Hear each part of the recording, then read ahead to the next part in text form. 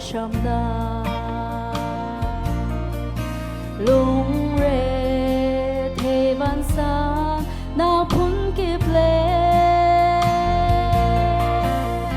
à chân chân ở chung tắc bung đầm lâu nát in sẽ tận ni a gần liêm chiều tô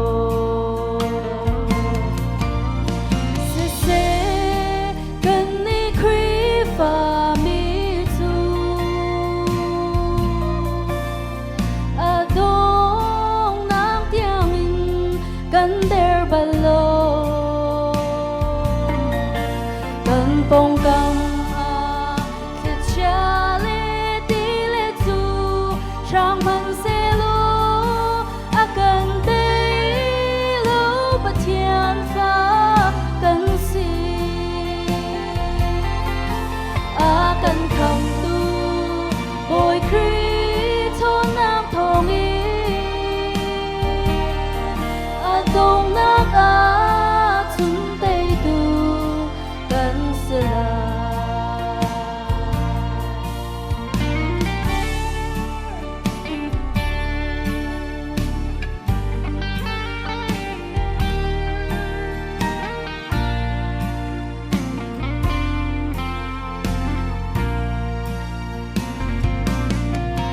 đặc xa in nung mi gần xưa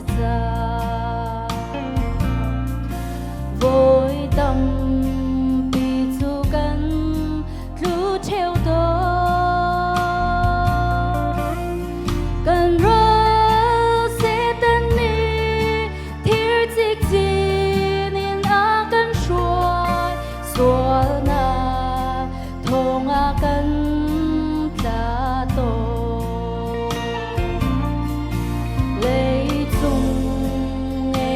chia số va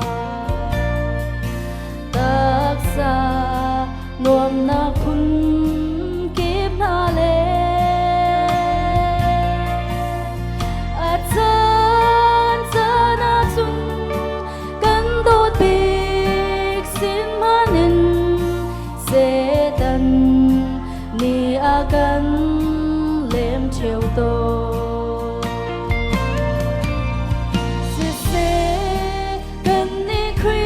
và mi tu à đông nam tiếng mình gần der balo gần bông cam à khi cha lê đi lê tu sang man se lo à gần đây lâu bất thiên pha gần si gần không tu bồi kri thôn nam thong y à đông nát á chúng tây tu